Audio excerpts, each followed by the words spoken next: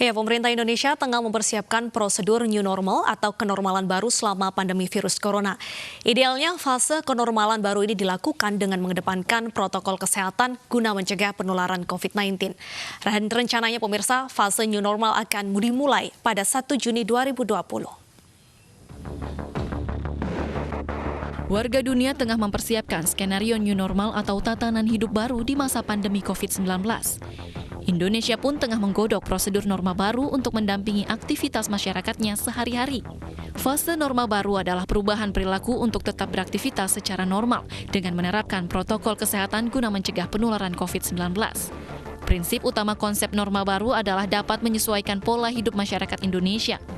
Transformasi ini adalah untuk menata kehidupan dan perilaku baru ketika pandemi, yang kemudian akan dibawa terus ke depannya sampai tertemukannya vaksin untuk COVID-19 ini. Beberapa prosedur norma baru telah dilakukan masyarakat sejak pandemi corona tiba di Indonesia, seperti menerapkan protokol kesehatan, menghindari kerumunan, serta bekerja, belajar, dan beribadah di rumah. Selama berada di luar rumah, ada sejumlah protokol dasar yang harus dilakukan warga, seperti memakai masker, selalu cuci tangan, menjaga jarak, hingga tidak berbagi makanan dalam satu wadah. Dan jika berada di dalam angkutan umum, penumpang disarankan menggunakan sarung tangan. Protokol norma baru juga mengatur perilaku warga di tempat kerja. Selain memperhatikan ventilasi ruangan dan menjaga kebersihan, setiap pekerja yang bersin, batuk maupun meludah harus menutup hidung dan mulut, serta membuang tisu dengan membungkusnya dalam plastik terlebih dahulu. Sebelum memasuki rumah, setiap orang harus mensterilkan barang yang dibawa dan dipakainya dengan disinfektan. Sebelum mencuci tangan atau mandi, tidak boleh menyentuh apapun, serta meletakkan pakaian yang telah digunakan di wadah tertutup dan segera dicuci. Dalam pidatonya, Presiden Joko Widodo menyampaikan agar masyarakat Indonesia bisa berdamai dan hidup berdampingan dengan virus corona. Kita ingin masyarakat produktif dan tetap aman dari COVID. Ya, beraktivitas ya, dan kita memang harus berkompromi dengan COVID, bisa hidup berdampingan dengan COVID. Yang kemarin saya bilang kita harus berdamai dengan COVID,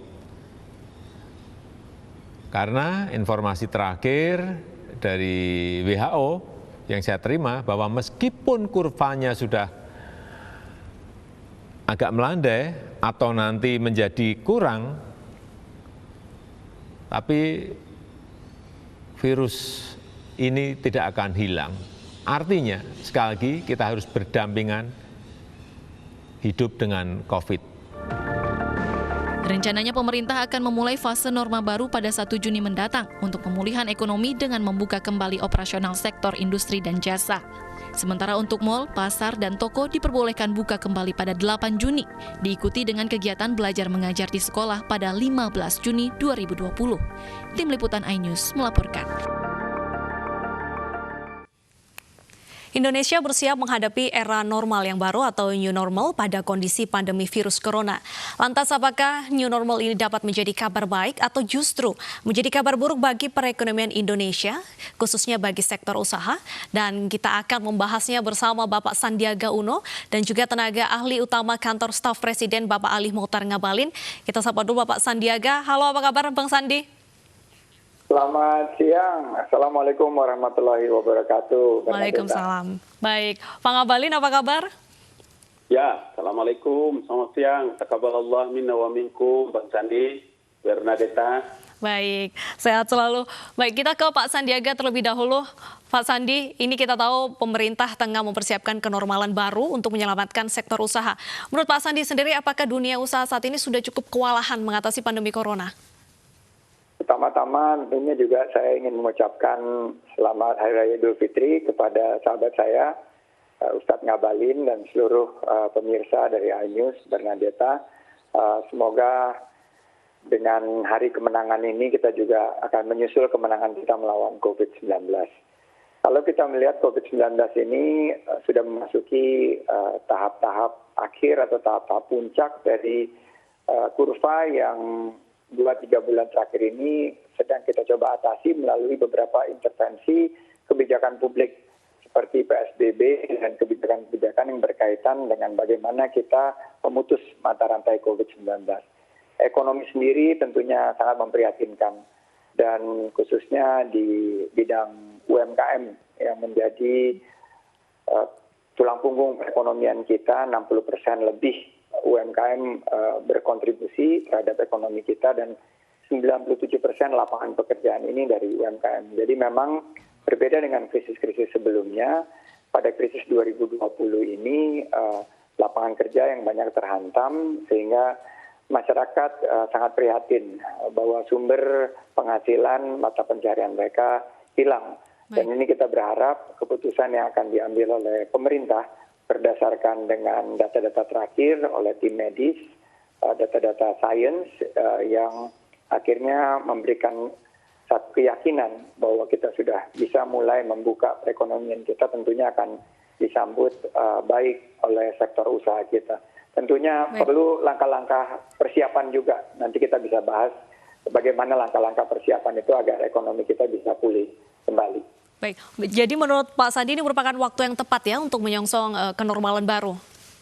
Saya melihat bahwa ini adalah di gugus tugas COVID-19. Jika Jenderal Doni sudah menyatakan bahwa ini waktu yang tepat, tentunya harus dalam beberapa tahap pembukaan dengan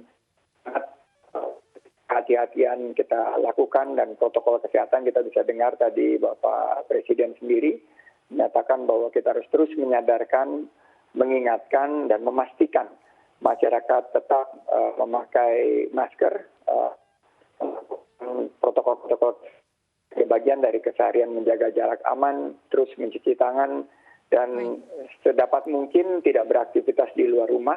Ini merupakan satu angin segar yang sudah lama ditunggu oleh teman-teman kita di dunia usaha, di ekonomi, dan oleh masyarakat secara menyeluruh. Karena kalau kita lihat Bernadetta, bahwa ekonomi ini setelah 2 bulan lebih PSBB, bukan hanya mata pencaharian yang hilang, tapi juga biaya hidup yang membebani. Oleh karena itu kita sangat menyambut ya jika data-data sains, data-data kesehatan akhirnya memberikan sinyal kita bisa mulai merelaksasi PSBB ini, tentunya dengan prosedur kesehatan yang ketat. Kita harus pertama lakukan bahwa krisis kesehatan ini kita bisa atasi. Kedua, bagaimana krisis ekonomi ini juga kita pulihkan dengan langkah-langkah yang tidak beresiko untuk adanya gelombang kedua atau gelombang selanjutnya. Baik, kita ke Pak Ngabalin. Pak Ngabalin, tadi Presiden Joko Widodo sudah mengunjungi 2 tempat, stasiun MRT dan juga Sumarekon Mall Bekasi. Ini bagaimana persiapannya menjelang new normal? Benarkah tanggal 1 Juni akan sudah mulai diterapkan? Ya, jadi terima kasih. Dalam rangka mempersiapkan segala kemungkinan yang terkait dengan penanganan percepatan COVID-19, memang upaya-upaya dan langkah-langkah yang dilakukan oleh pemerintah.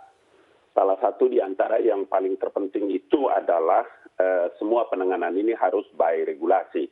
Karena itulah pemerintah mengeluarkan protokol kesehatan di tempat kerja untuk menyambut pola hidup baru di tengah pandemi COVID-19 melalui keputusan Menteri Kesehatan 328 tahun 2020.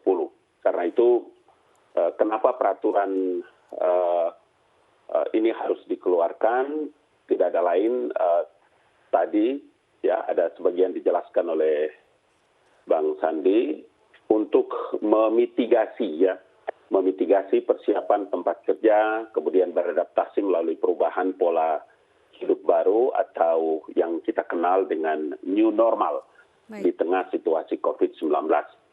Apapun yang terjadi, ya sebagai satu negara yang kuat dan memiliki kewibawaan, peraturan yang dikeluarkan ini sebagai selain daripada memang upaya-upaya memitigasi bahwa pemerintah ingin agar aktivitas dan roda perekonomian nasional itu kembali bisa bergerak di tengah-tengah pandemi COVID-19. Setidaknya ada 3 agenda penting yang mungkin menjadi panduan dari new normal di tempat kerja maupun di pusat-pusat perekonomian. Itu tidak ada lain kecuali panduan tentang kebijakan manajemen dan pencegahan penularan COVID-19, kemudian panduan bagi pekerja esensial yang harus ke tempat kerja, dan yang ketiga itu adalah sosialisasi dan edukasi pekerja di masa pandemi COVID-19 ini. Nah, langkah-langkah ini yang menurut pemerintah harus dimitigasi karena kita akan tiba pada satu masa di mana tatanan hidup baru.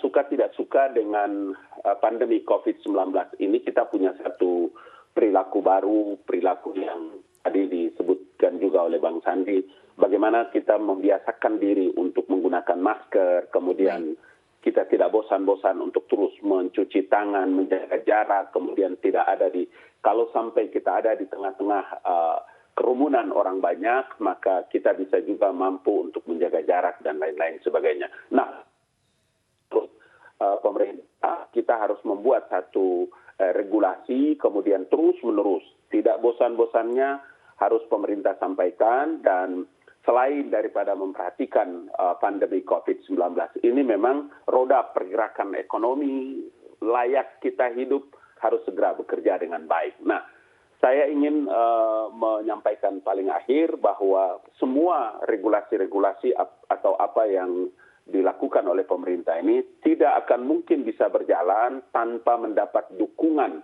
dari seluruh lapisan masyarakat. Itu sebabnya kita membutuhkan banyak orang, opinion leaders, pemuka agama, para pimpinan-pimpinan ormas dan lain-lain sebagainya untuk terus membantu dan membackup pemerintah untuk menyuarakan ini sampai di tengah-tengah banyak orang. Baik, salah satu upayanya tadi adalah menolong perekonomian Indonesia. Kita ke Bang Sandi. Bang Sandi, jika kenormalan baru ini diterapkan, sektor usaha mana yang harus terlebih dahulu mendapatkan perhatian dari pemerintah? Pertama-tama, Bernadetta, kembali kita harus dahulukan resiko kesehatan masyarakat. Jadi kalau kita memiliki panduan adalah sektor-sektor yang resiko kesehatan masyarakatnya paling rendah namun memiliki dampak ekonomi terbesar. Jadi kalau kita lihat misalnya kita bisa menerapkan 4 zona. Jadi zona pertama ya saya sebut sebagai go zone. Ini adalah sektor di mana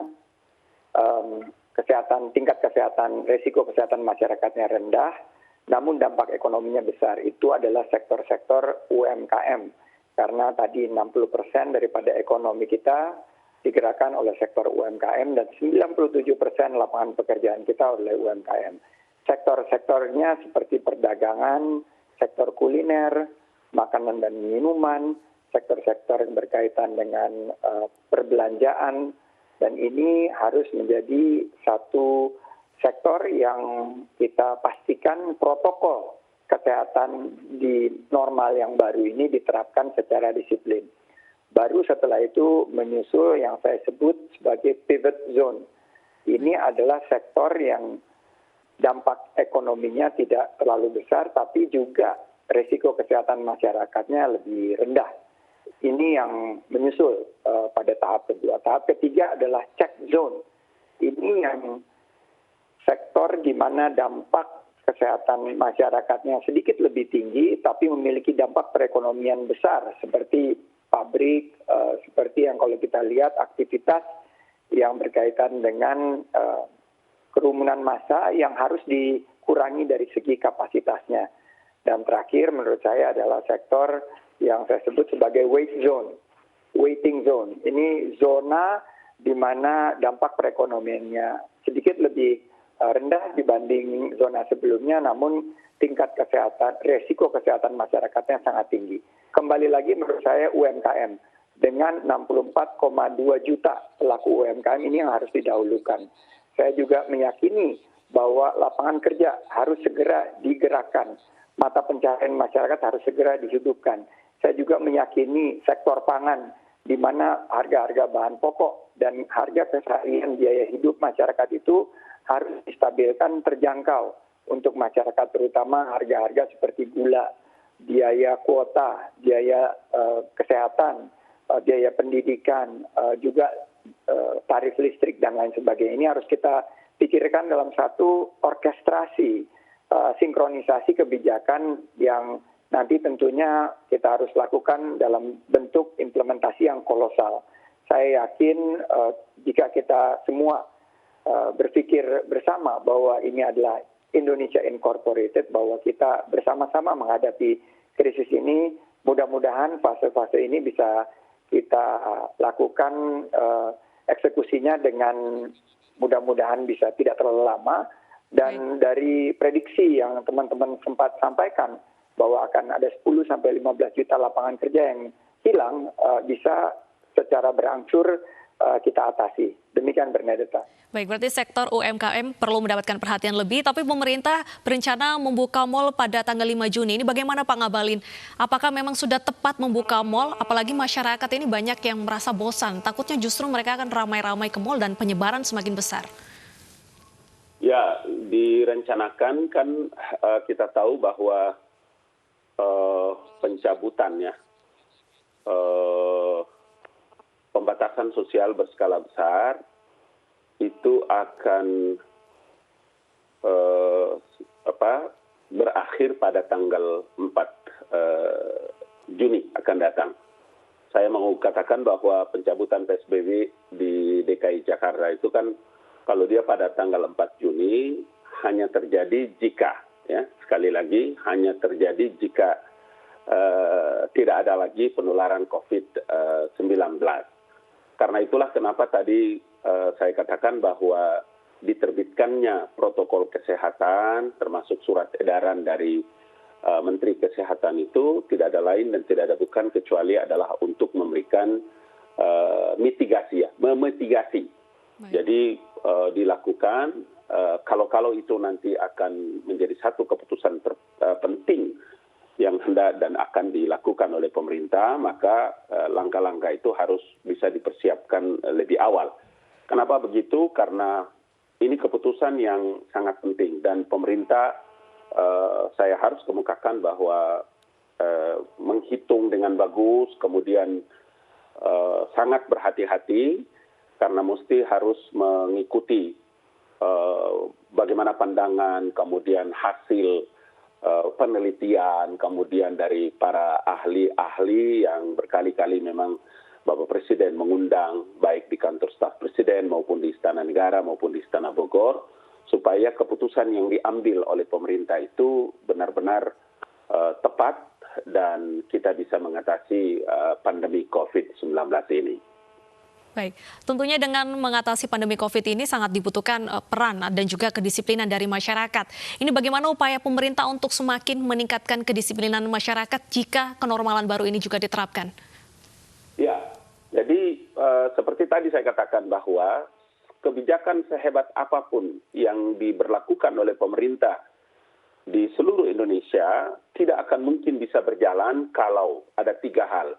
Tidak mendapatkan dukungan masyarakat secara menyeluruh, dan yang kedua, kalau kita semua tidak disiplin, itu tidak akan mungkin bisa mendapatkan satu hasil yang bagus. Dan yang ketiga, pandemi COVID-19 ini adalah kepentingan kita bersama. Kepentingan kita bersama untuk segera menyelesaikan. Makanya kenapa gugus tugas itu disebut dengan gugus tugas penanganan percepatan COVID-19. Karena apa yang terjadi hari ini di Jakarta dan di beberapa daerah hampir di seluruh negeri kita dengan COVID-19 ini, di negara-negara yang gagal menghadapi COVID-19 itu ketika tidak menyatunya pemerintah dan masyarakat. Artinya kalau masyarakat, kalau kita semua ini gagal dalam menghadapi COVID-19 ini dengan satu kepedulian kita tidak disiplin, maka kami pastikan bahwa itu tidak akan mungkin bisa berhasil dalam percepatan penanganan COVID ini. Itulah makanya kenapa saya katakan dari satu kebijakan ke kebijakan yang dilakukan oleh pemerintah, baik regulasi, tetapi regulasi itu diperuntukkan untuk seluruh rakyat Indonesia, untuk seluruh kita, supaya kita tetap konsisten dan disiplin dari himbauan himbauan-himbauan, anjuran-anjuran sampai dengan larangan-larangan yang disampaikan dan dianjurkan oleh pemerintah ini tidak ada lain adalah untuk memutus mata rantai dari penyebaran COVID-19.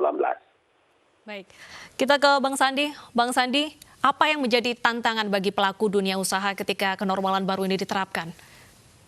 Tentunya adalah adaptasi ya, adaptasi kepada situasi normal baru ini. Banyak sekali usaha-usaha karena tentunya dengan protokol kesehatan yang baru akan mengalami interaksi yang tidak seperti normal yang lama. Jadi mereka harus beradaptasi untuk mengakselerasi digitalisasi daripada usahanya. Kedua adalah bagaimana caranya perusahaan-perusahaan ini aktivitas usaha tetap berjalan dan menciptakan lapangan kerja. Karena banyak kemarin yang terdampak mendapatkan PHK dan lain sebagainya. Dan saya juga mengingatkan kepada pengambil kebijakan nantinya, tentunya karena para warung-warung di kampung, pedagang harian keliling, lapak-lapak di kota, pedagang ini juga selama ini sangat dibatasi berinteraksinya. Jadi seandainya pusat-pusat perdagangan yang dibuka, mereka juga mendapatkan perhatian karena di balik mereka itu adalah 97% dari lapangan pekerjaan. Kalau mal-mal itu dibuka, mereka juga harus mendapatkan satu perhatian yang equal treatment, yang sama begitu. Dan menurut saya kisah-kisah yang luar biasa yang saya dapatkan dari ibu-ibu para pelaku UMKM ini tetap tangguh menghadapi COVID-19, mengubah bisnisnya. Tadinya usahanya hanya di restoran, warung makan, sekarang mereka mengantarkan atau food delivery daripada produk-produk mereka. Mereka juga banyak menggunakan e-commerce sekarang dan menggunakan digitalisasi daripada proses bisnis mereka. Nah, ini yang sangat menarik bahwa UMKM kita ternyata tangguh dalam dua hal menurut saya, Bernadetta, yang harus kita semua pastikan. Lapangan pekerjaan, yaitu mengenai bagaimana kita terus bisa menggerakkan roda perekonomian kita sehingga mata pencarian masyarakat kembali. Dan yang kedua adalah biaya hidup, harga-harga bahan pokok maupun juga biaya keseharian mereka yang sekarang mulai terasa membebani. Ini harus kita carikan solusinya, dan tentunya dengan kebersamaan, tadi Ustadz Ngabalin sudah sampaikan bahwa kita memiliki satu pandangan yang sama, keselarasan dalam menyikapi realita baru ini, new normal. Dan insya Allah saya yakin para pelaku usaha ini juga bisa akan beradaptasi dan bertahan di dalam ekosistem normal baru ini. Baik, tentunya untuk beradaptasi nanti dibutuhkan juga sosialisasi yang tepat dari pemerintah. Dan sebelum kita melanjutkan dialog kita akan menuju ke informasi. Ini setelah meninjau kesiapan new normal di MRT Jakarta, pemirsa, Presiden Joko Widodo tadi juga meninjau persiapan new normal di Pusat Perbelanjaan Summarecon Mall Bekasi.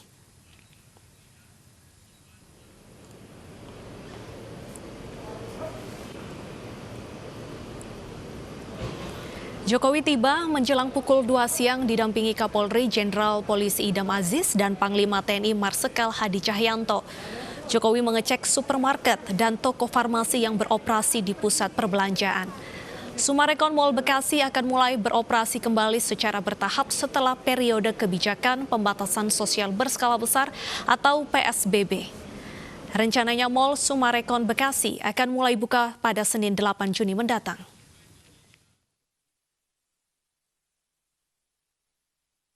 Pada siang hari ini, saya datang ke Kota Bekasi, Provinsi Jawa Barat, untuk memastikan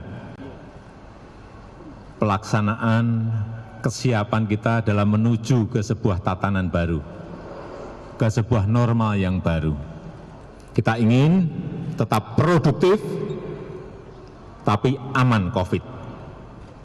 Produktif dan aman COVID. Ini yang kita inginkan. Tetapi dalam menuju ke tatanan baru itu, kita juga melihat angka-angka, melihat fakta-fakta di lapangan. angka-angka bagaimana kurva R0-nya seperti di Bekasi ini sudah di bawah 1, sudah bagus. Dan kita harapkan, tadi saya sampaikan ke Pak Wali Kota, ke Pak Gubernur, agar di Jawa Barat, di Bekasi khususnya, terus ditekan agar terus bisa di bawah R0-nya di bawah 1. Syukur sekali kita bisa mengatur dan masyarakat sangat memahami. Di Summarecon Mall Bekasi, Summarecon Mall Kelapa Gading maupun Summarecon Serpong, mallnya melaksanakan aturan protokol seperti itu. Dan hari ini saya sendiri mendapat arahan dari Panglima TNI bahwa nanti segera akan ada aparat yang membantu menertibkan, dan pada saatnya nanti kami akan buka bertahap di tanggal 8. Kami juga akan melakukan sebuah protokol di mana pengunjung mal juga akan kita batasi. Misalnya tadi di satu toko obat mengatakan kapasitasnya 17 orang. Itu artinya memang separuh dari kapasitas yang biasanya. Dan kami juga akan memberikan satu pengumuman atau announcement, setiap retailer atau tenant yang berjualan di mall kami akan menetapkan satu pelaksanaan protokol di mana masuknya itu selalu dibatasin. Ya, berdasarkan hasil pengecekan Presiden Joko Widodo, nantinya di pusat perbelanjaan akan diterapkan pembatasan pengunjung. Dan kita akan bertanya langsung kepada Pak Ngabalin. Pak Ngabalin, langkah konkretnya seperti apa dengan penerapan kenormalan baru ini? Contohnya saja di pusat perbelanjaan ini nanti bagaimana, Pak? Ya, ini kan dalam rangka penerapan tatanan baru, hidup baru ini terkait dengan tanggal 8 akan datang. Itu memang tadi Bapak Presiden telah memberikan instruksi dan kepada Kepolisian Negara dan TNI Polri untuk bersama-sama dengan untuk mengawal kebijakan yang dilakukan oleh pemerintah. Apapun alasannya, karena memang tidak boleh longgar, ya. Regulasi telah dibuat, kemudian meskipun dibuka secara bertahap dari kalau kita tahu dari volume jumlah para pengunjung itu umpama mungkin 100, maka harus dibatasi dengan satu mekanisme teknis sampai dengan 50. Kalau ada penjaga toko itu yang mungkin sekitar 10, maka secara bertahap dilakukan untuk 5 orang atau 6. Teknisnya itu semua telah dibuat dimuat di dalam surat edaran Menteri Kesehatan. Baik, ada pembatasan berarti ya, Pak, ya? Iya, yang betul-betul memang kalau kita lihat itu di surat edaran Menteri Kesehatan nomor 0201 tahun nomor 335 ya, yang tahapan-tahapan itu memang harus dibuat oleh pemerintah untuk memitigasi sehingga satu sistem baru, tatanan baru kehidupan ini betul-betul bisa diawasi dengan baik. Baik, Pak Ngabalin, terima kasih. Kita ke Pak Sandi. Pak Sandi, dengan kenormalan baru ini berapa lama waktu yang dibutuhkan sektor dunia usaha untuk pulih? Ya, tentunya Bernadetta, semuanya bergantung dengan data-data dari tim medis, dari segi bagaimana penanganan kita aspek kesehatan COVID-19 ini. Jika kurva R0-nya memang sudah di bawah angka yang tadi ditetapkan, seperti kita mendengar sendiri dari pemerintah, dari Bapak Presiden, tentunya kita bisa secara bertahap, walaupun kita tetap waspada, melihat resiko kesehatan masyarakatnya. Dan ini tidak bisa dipukul rata dalam satu kebijakan, harus berdasarkan daerah per daerah dan juga berdasarkan daripada resiko kesehatan masyarakat dan juga dampak ekonominya, terutama berkaitan dengan lapangan pekerjaan dan harga-harga bahan pokok. Jadi saya mudah-mudahan ini kita berharap bahwa tidak ada risiko gelombang kedua dan gelombang selanjutnya, kita bisa bertahan terus dan kita mulai bisa memulihkan ekonomi kita, terutama ekonomi yang ada di masyarakat kelas menengah ke bawah. Ini yang harus menjadi fokus daripada pemulihan pasca kenormalan baru ya, pasca realita baru. Dan yang selalu menjadi menarik adalah bagaimana kita bisa beradaptasi. Namun saya cukup yakin karena para pelaku ekonomi kita ini, khususnya ekonomi UMKM ini sangat cepat beradaptasi. Kita harapkan adaptasinya ini bisa membawa ekonomi kita ke tatanan baru, ya, tatanan yang lebih baik lagi. Baik, terima kasih Pak Sandi. Tentunya dunia usaha menunggu adanya kenormalan baru dan pemerintah juga diharapkan melakukan perhitungan yang tepat sebelum memberlakukan new normal ini. Terima kasih atas waktunya Bapak Ali Mukhtar Ngabalin dan juga terima kasih atas waktunya Bapak Sandiaga Uno. Tetap jaga kesehatan Pak. Terima kasih sudah bergabung di Special Report.